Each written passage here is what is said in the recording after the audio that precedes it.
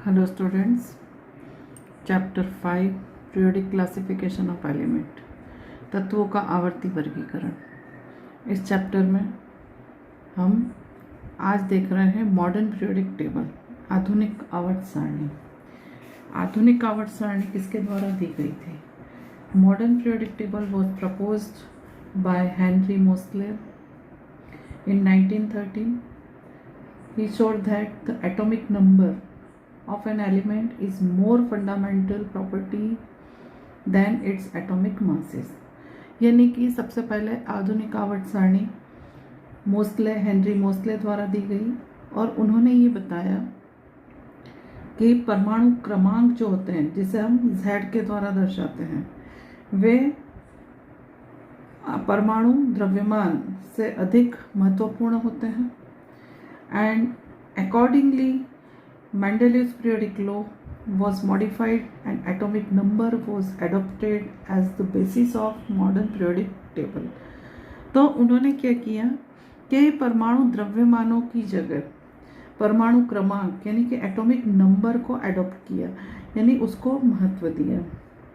And according to modern periodic table he proposed modern periodic law, and modern periodic law is properties of elements are a periodic function of their atomic number. यानी कि तत्वों के आवर्ती गुण जो होते हैं वो परमाणु क्रमांकों के आवर्ती फलन होते हैं। यानी कि परमाणु क्रमांक एटॉमिक नंबर को इम्पोर्टेंस दिया गया। तो पर मॉडर्न पीरियोडिक लॉ क्या है, पहले ये इसका स्टेटमेंट हमें पता होना चाहिए। तो periodic properties of elements are a periodic function of their atomic number, यानी कि तत्वों के गुण उनके परमाणु क्रमांकों के आवर्ती फलन होते हैं। ये बात क्लियर हो गई हमारी। So we recall that the atomic number gives us the number of protons in the nucleus. तो जो परमाणु क्रमांक होते हैं वो क्या दर्शाते हैं? परमाणु क्रमांक उस तत्व में उपस्थित प्रोटॉन की संख्या। और प्रोटॉन कहाँ होते हैं? ये तत्व है, तत्व का ये न्यूक्लियस है, नाभिक है। नाभिक में प्रोटॉन एंड न्यूट्रॉन होते हैं और इलेक्ट्रॉन क्या करते हैं? आसपास मूव करते हैं। तो ये जो प्रोटॉन होते हैं वो एलिमेंट के न्यूक्लियस में होते हैं। And this number increases by 1 in going from one element to the next. तो ये जो परमाणु में जो प्रोटॉन नंबर ऑफ प्रोटॉन्स होते हैं वो कब इंक्रीज होते हैं, कब बढ़ते हैं?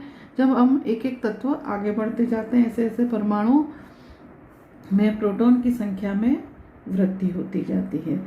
When elements arranged in order of increasing atomic number led us to the classification known as the modern periodic table. तो इस तरह से हम बढ़ते हुए परमाणु क्रमांकों के आधार पर तत्वों को आगे अरेंज करते जाएं, जमाते जाएं, तो हमें एक सारणी प्राप्त होती है जिसे हम क्या कहते हैं? आधुनिक आवर्त सारणी, यानी कि मॉडर्न पीरियोडिक टेबल कहते हैं। So the prediction of properties of elements could be made with more precision when elements were arranged on the basis of increasing atomic number. तो जब हम किसी भी तत्वों को परमाणु बढ़ते हुए परमाणु क्रमांकों के आधार पर उसको अरेंज करते हैं तो हम तत्वों के गुणों में क्या परिवर्तन होगा या उनके गुणों के बारे में भी हम प्रिडिक्शन यानी कि धारणा कर सकते हैं। तो ये हमें समझ में आ गया है मॉडर्न पीरियोडिक टेबल। अब मैं आप लोगों को एक बार फिर से यहाँ पे बताना चाहूँगी कि मॉडर्न पीरियोडिक टेबल में भी क्या होते हैं? इस तरह से खड़े ग्रुप्स होते हैं और उसमें पीरियड्स होते हैं। तो पहला जो होता है, इसमें ग्रुप्स कितने होते हैं? ग्रुप्स होते हैं 18 and periods are 7 periods. Group यानी समूह और पीरियड्स यानी क्या होते हैं? आवर्त। ये कितने होते हैं? 7 होते हैं। तो इस सारणी को एक बार मैं बताती हूँ आपको यहाँ पे फोटोग्राफ के माध्यम से। तो ये देखिए आप, इस फोटोग्राफ में ये जो 1 2 3 4 5 6 7 8 9 10 11 12 13 14 15 16 17 एंड 18 तक के यहाँ पे क्या लिए गए हैं? ग्रुप्स लिए गए हैं। और इस ग्रुप्स में पीरियड्स की बात करें तो पहला, दूसरा, तीसरा, चौथा, पांचवा, छठा और सातवां, इस तरह के 7 पीरियड्स हैं। और जो 7वां पीरियड होता है वो इनकम्प्लीट होता है। फर्स्ट पीरियड में कितने एलिमेंट्स होते हैं? 2 एलिमेंट्स होते हैं। सेकेंड और थर्ड में 8 एलिमेंट्स होते हैं। फोर्थ में 18, 15, फिफ्थ में 18 होते हैं। सिक्स में 32 होते हैं, जिसमें से 18 यहाँ दिखाई दे रहे हैं और बचे हुए 14 यहाँ पे नीचे होते हैं। तो इस तरह से हम बात करें तो मॉडर्न पीरियोडिक टेबल में 18 ग्रुप्स होते हैं। ये क्लियर हो गया है? चलिए, ये जो मॉडर्न पीरियोडिक टेबल बनी है तो इसमें हम क्या देखते हैं? तो जो डिफेक्ट्स मेंडलीव पीरियोडिक टेबल में रह गए थे वो डिफेक्ट्स यहाँ पे रिमूव हो गए हैं। तो कौन कौन से डिफेक्ट थे? तो सबसे पहला था हमारा एनोमलस पोजीशन ऑफ हाइड्रोजन। तो हाइड्रोजन की जो पोजीशन है, हाइड्रोजन का जो स्थान है वो निश्चित नहीं था। तो वो जो हमारा डिफेक्ट था वो मॉडर्न पीरियोडिक टेबल में कैसे रिमूव हुआ है? तो सबसे पहले हम इसमें डिस्कस करना चाहेंगे position of elements in the modern periodic table. तो आधुनिक आवर्त सारणी में तत्वों का स्थान। तो तत्वों का स्थान।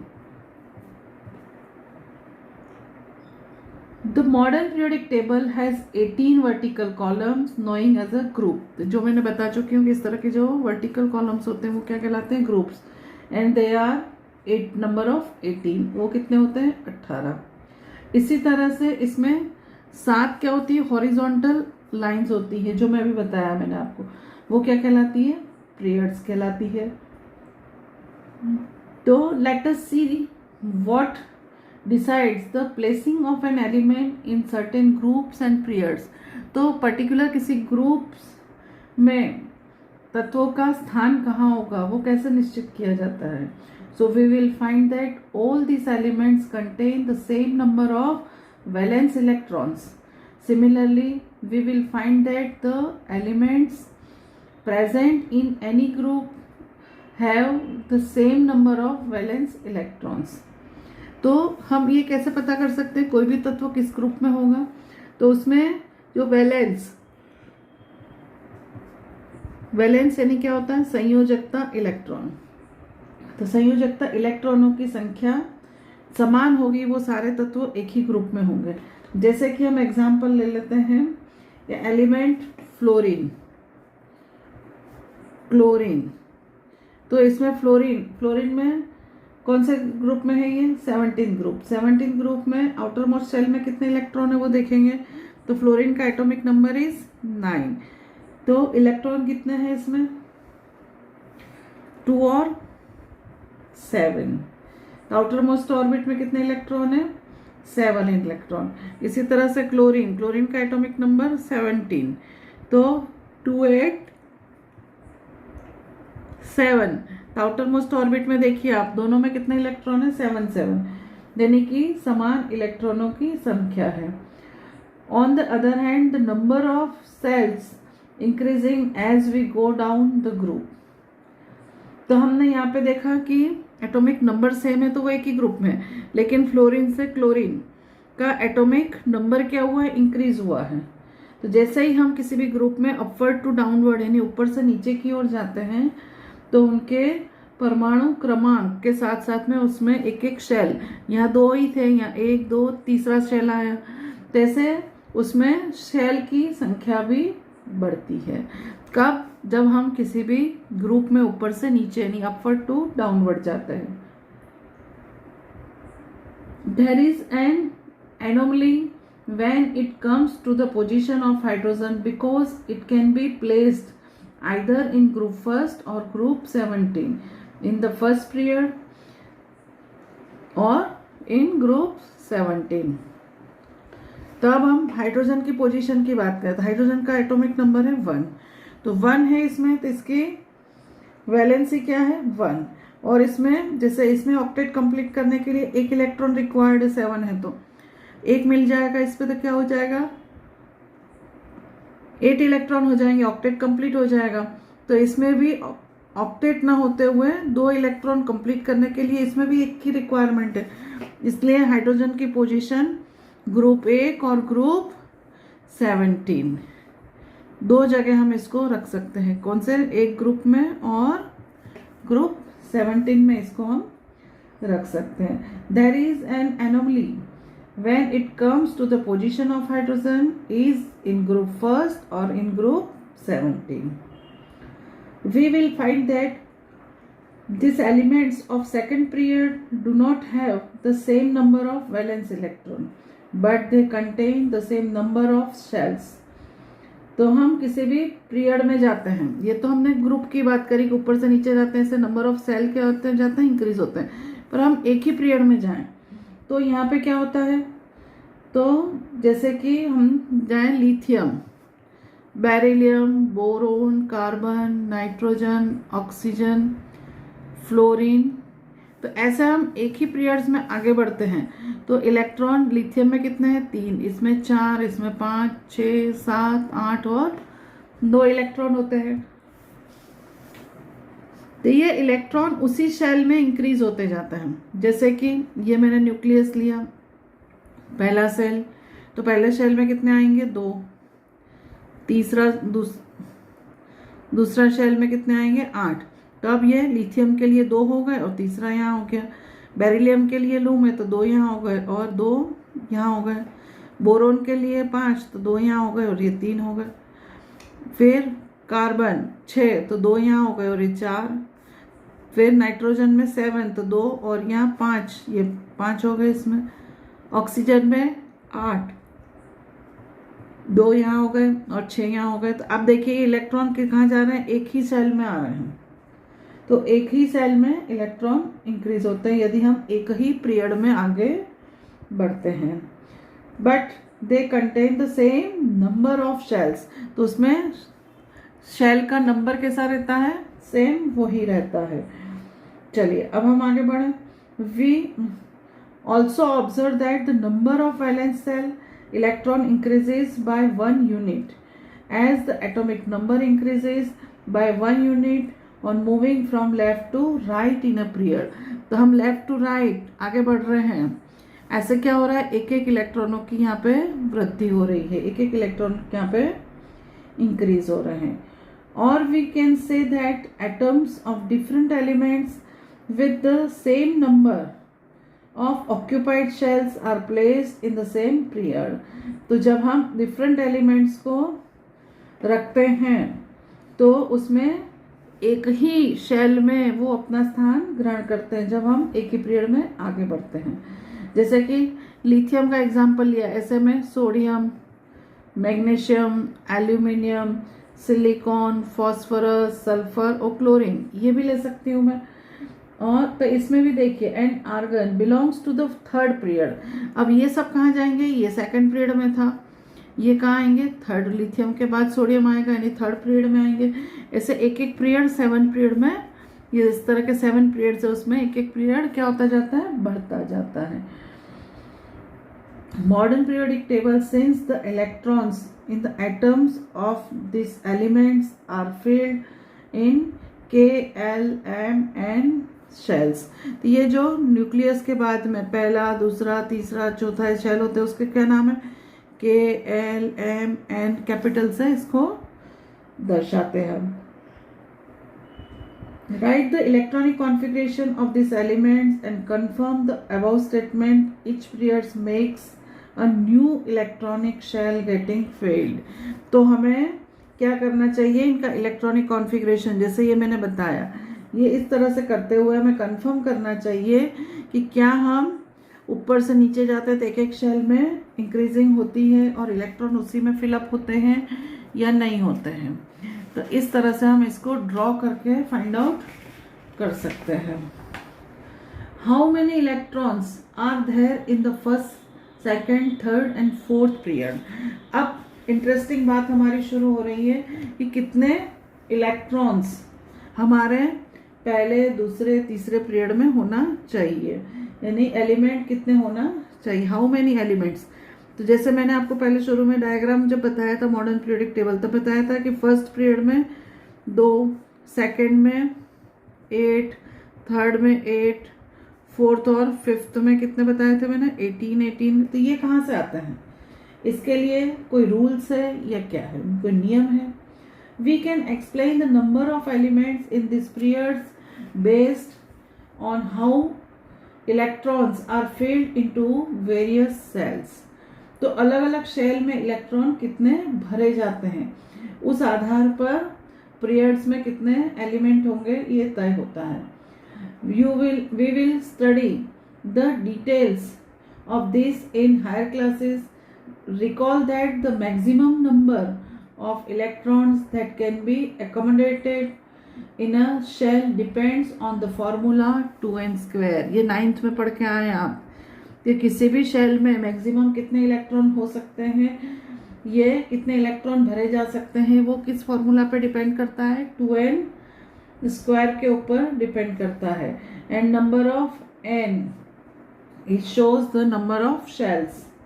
पहला शेल है तो n की जगह 1 लिखेंगे, 2 होगा तो दूसरा शेल होगा तो 2 लिखेंगे। जैसे कि 2n स्क्वायर की बात करूं मैं तो k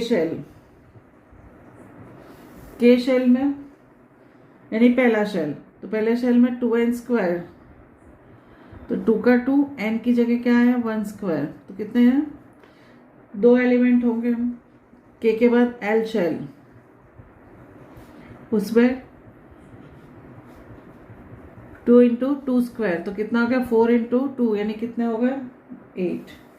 इसी का तरह से थर्ड m 2n स्क्वायर, तो 2 इंटू 3 स्क्वायर, 3 स्क्वायर यानी 9, 9 2 जा 18। तो इस तरह से हम इसको निकाल सकते हैं। फोर्थ के लिए फिर इसमें 18 आएगा 2 बार और 32 फोर्थ सेल के लिए, तो 2 इंटू 4 स्क्वायर यानी कितने 16 2 जा 32।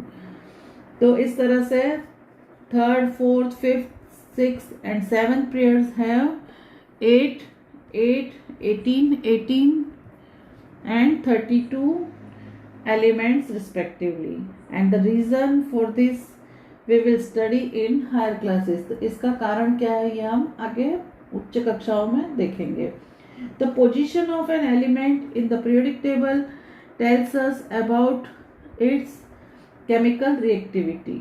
As we have learned, the valence electrons determine the kind and number of bonds formed by an element.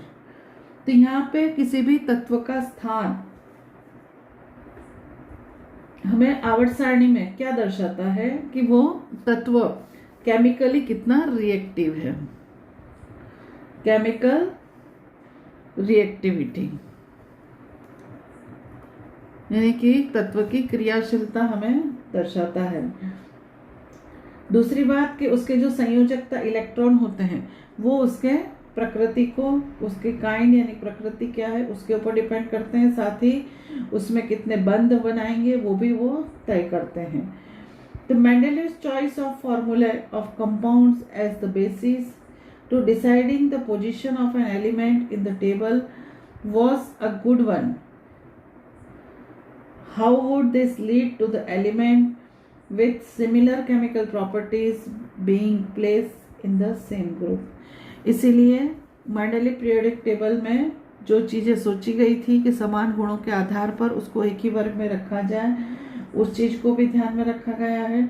और उसको ध्यान में रखते हुए साथ ही 2n स्क्वायर का फॉर्मूला लगा के जो तय किए गए तत्वों के स्थान उस पर भी गुणों में समानता प्राप्त हुई है। अब हम दूसरा पॉइंट देखते हैं इसमें, trends in the modern periodic table. तो मॉडर्न पीरियोडिक टेबल में जो ट्रेंड्स होते हैं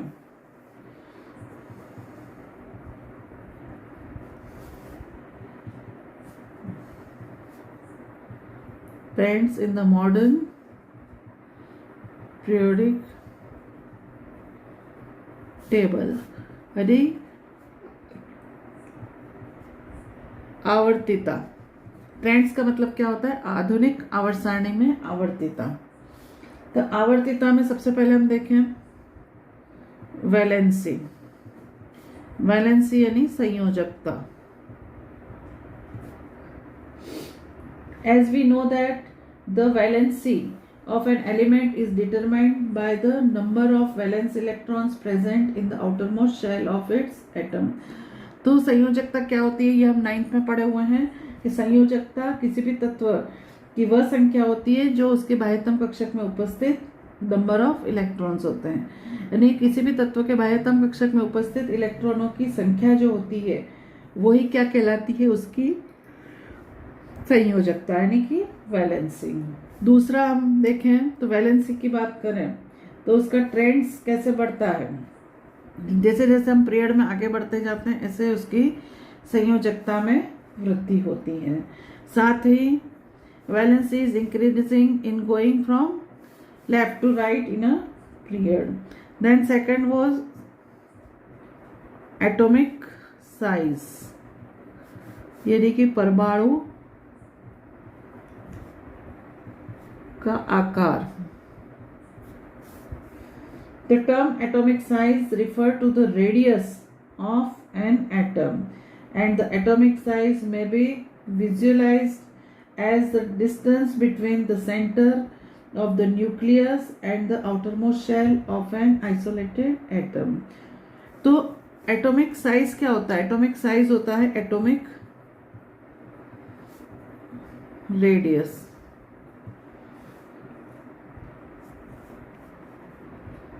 एटॉमिक रेडियस यानी कि न्यूक्लियस से इलेक्ट्रॉन, बाह्यतम इलेक्ट्रॉन जहां भी है उस डिस्टेंस को, distance between nucleus and outermost electron is known as the atomic radius, and the atomic radius of hydrogen is 37 parameter. तो हाइड्रोजन की जो एटॉमिक रेडियस होती है वो कितनी होती है? 37 parameter. Let us study the variation of atomic size in a group and in a period। तो हम ग्रुप और पीरियड में एटॉमिक साइज की बात करें तो बेरिलियम बोरोन के बाद आता है। तो बोरोन का एटॉमिक साइज होता है 88 पैरामीटर, इसका होता है 111 पैरामीटर। इसके बाद ऑक्सीजन की बात करें तो फिर 66, नाइट्रोजन की बात करें तो 74, लिथियम की बात करें तो 152, कार्बन 77। तो इस तरह से अलग अलग होती है। और इसको हम अरेंज करें तो सबसे पहले बोरोन, फिर ऑक्सीजन की, फिर 74 इसकी, फिर इंक्रीजिंग ऑर्डर में हम यदि करें तो इस तरह से हम इसको अरेंज कर सकते हैं। तो we will see that the atomic radius decreases in moving from left to right. अब लेफ्ट टू राइट देखिए, ऑक्सीजन की कम हो गई है बोरोन से, फिर उस आखिरी में ऑक्सीजन आता है, उसके पहले नाइट्रोजन तो उसकी थोड़ी सी ज़्यादा है, उसके पहले कार्बन तो उसकी थोड़ी ज़्यादा है। तो आप देखिए लेफ्ट टू राइट जा रहे हैं तो एटॉमिक रेडियस क्या हो रही है? डिक्रीज यानी घटती जा रही है। तो घटती क्यों जा रही है? इसका कारण क्या है? This is due to an increase in number. This is due to an increase in nuclear charge, which tends to pull the electron closer to the nucleus and reduce the size of an atom। इसकी वजह यह है कि जो outer most shell में, एक ही shell में period में हम आगे बढ़ते हैं, इससे इलेक्ट्रॉन उसी शेल में बढ़ते जाते हैं और उसी शेल में बढ़ने के कारण जो अट्रैक्शन होता है न्यूक्लियस का, वो अट्रैक्शन क्या हो जाता है? बढ़ जाता है। और due to increasing the nuclear charge and the attraction the size become reduces, और उसके कारण ये क्या होता है? साइज हमारा रिड्यूस होता है और एटॉमिक रेडियस यहाँ पे डिक्रीज होता है। चलिए, we will see that the atomic size increasing down the group अब ये चीज तो हमने पीरियड में करी तो क्या हो गई, डिक्रीज हुई। लेकिन हम ग्रुप में ऊपर से नीचे की ओर जाते हैं तो एक एक शेल इंक्रीज होते हैं, शेल इंक्रीज होते हैं तो एटॉमिक रेडियस क्या हो जाएगी, इंक्रीजेस। तो यहाँ पे परमाणु त्रिज्या क्या होती जाती है, वृद्धि होती जाती है। अब हम इसमें बात करें नई प्रॉपर्टी की, तो ये एटॉमिक साइज का हमें समझ में आ गया है। इसके बाद हम बात कर रहे हैं मेटेलिक, तीसरी property, metallic and non metallic.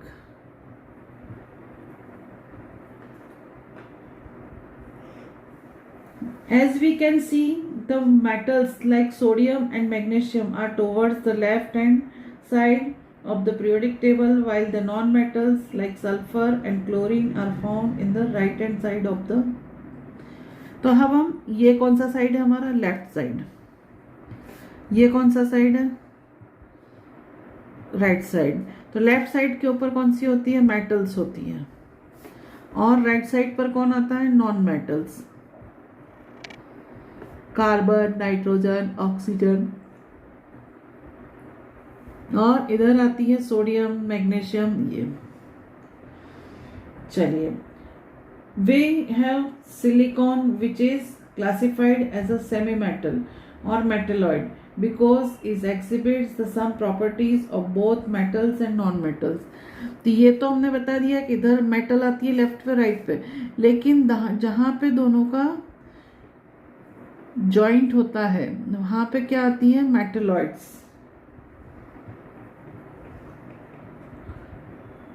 फिर के उपधातु,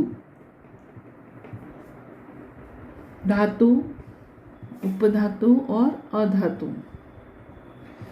तो इस तरह से बीच में जहाँ पे होती है वो कौन सी होती है, उपधातुएं होती हैं, जो कि मेटल एंड नॉन मेटल दोनों की प्रॉपर्टीज शो करती है, which have exhibit the properties both metals and non-metals.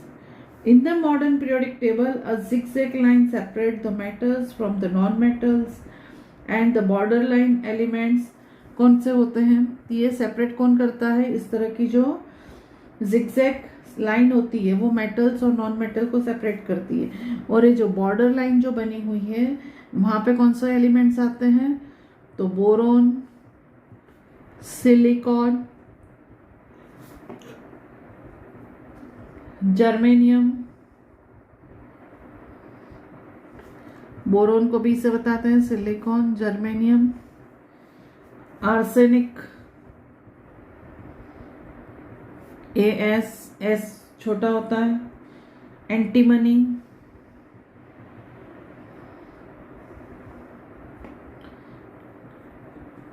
Antimony Sb, tellurium and polonium, tellurium Te and polonium Po are intermediate in properties and are called metalloids। तो ये सभी क्या कहलाते हैं, मेटलॉइड्स, यानी कि उपधातु कहलाते हैं। As we have seen in chapter 3, metals tends to lose the electrons while forming bonds, and that is they are electropositive in nature। तो हमने चैप्टर 3 में पढ़ा है कि जो मेटल्स होती है वो क्या करती है, लॉस ऑफ इलेक्ट्रॉन, इलेक्ट्रॉन का क्या करती है, लॉस करती है, यानी कि त्याग करती है। तो त्याग करती है इसलिए वो जो बॉन्ड बनाती है वो कैसे होते हैं, इलेक्ट्रो पॉजिटिव, यानी कि इलेक्ट्रॉन धनात्मक प्रकृति दर्शाते हैं वे। As the effective nuclear charge acting on the valence shell electrons increasing across a period, the tendency to lose electrons will decreases। तो हमने एक चीज देखी है कि जब हम इफेक्टिव न्यूक्लियर चार्ज एक्टिंग करता है किसके ऊपर, संयोजकता इलेक्ट्रॉनों पर, संयोजकता इलेक्ट्रॉनों की संख्या जैसे जैसे इंक्रीज होती जाती है, किसी भी पीरियड में आगे जाते हैं ऐसे ऐसे क्या होती जाती है, इलेक्ट्रॉन, वैलेंस इलेक्ट्रॉनों की संख्या इंक्रीज होती है, ऐसे ऐसे उनकी इलेक्ट्रॉन त्यागने की प्रवृत्ति कैसी हो जाती है, लॉस ऑफ इलेक्ट्रॉन नेचर, यानी कि इलेक्ट्रॉन त्यागने की प्रवृत्ति हो जाती है डिक्रीज, यानी कि कम हो जाती है। Down the group the effective nuclear charge experience by valence electron is decreases. अब जैसे हम ग्रुप में ऊपर से नीचे जाते हैं, ऐसे क्या होता है, शेल बढ़ते जाते हैं, तो न्यूक्लियस से उसका स्थान कैसा होता जाता है, दूर होता जाता है। तो न्यूक्लियस का जो इफेक्टिव चार्ज है वो क्या हो जाता है, कम हो जाता है, यानी कि डिक्रीज हो जाता है।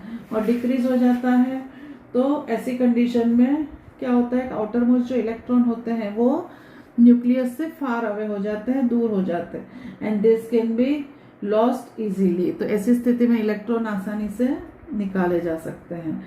Hence the metallic character decreases across a period and increases down the groups. तो जैसे जैसे मेटेलिक नेचर है वो इसमें ग्रुप में ऊपर से नीचे जाने पर क्या होता है, इंक्रीज होता है, और पीरियड में ऐसे जाने पर क्या होता है, मेटेलिक नेचर क्या हो जाता है,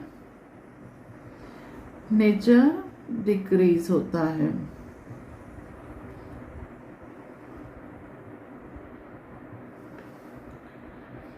तो इस तरह से पीरियड्स में डिक्रीज होता है और ग्रुप में इंक्रीज होता है। अब हम नॉन मेटल की बात करें तो non metal on other hand are electronegative and they tends to form bonds by gaining electron. इससे उल्टा कि जो नॉन मेटल्स होते हैं वो क्या करते हैं, गेन इलेक्ट्रॉन करते हैं, तो गेनिंग ऑफ इलेक्ट्रॉन करते हैं, और उसकी जो ट्रेंड्स है वो कैसा होता है, नेचर उसका इलेक्ट्रॉन नेगेटिविटी, इलेक्ट्रॉन गेन करेगा यानी वो कैसा होगा, इलेक्ट्रॉन नेगेटिविटी क्या होती है उसमें बढ़ती है, ग्रहण करने की जो टेंडेंसी है वो इंक्रीज होती है। And non metals are found on the right hand side of the periodic table. तो इस तरह से हम राइट हैंड साइड पर जाएं तो सारे क्या मिलते हैं हमें, non metals. These trends also help us to predict the nature of oxides formed by the elements, because it is known to we that the oxides of metals are basic and that of non-metals are acidic in general। तो ये चीज़ें हमें एक और चीज़ बताती है कि हम उनके ऑक्साइड के बारे में भी बता सकते हैं, धातु को और अधातु के जो ऑक्साइड्स होते हैं वो। तो जो मेटल के ऑक्साइड्स होते हैं उनका nature, metal oxides are basic and non metal oxides are acidic, यानी कि अम्लीय होते हैं, और ये कैसे होते हैं, क्षारीय। तो ये चीज़ें हमें समझ में आ गई है। तो यहाँ आपका चैप्टर कंप्लीट हो जाता है, और आपका सिलेबस जो था 5 चैप्टर का केमिस्ट्री का वो भी आज कंप्लीट हो गया है हमारा यहाँ पे। अब आपको इस चैप्टर के बुक के क्वेश्चंस लिखना है, साथ ही आपको वर्कशीट मिलेगी, वर्कशीट भी आपको सॉल्व करना है। तो ये सिलेबस को आपको प्रिपेयर अच्छे से करना है। 5 चैप्टर हो गए आपका।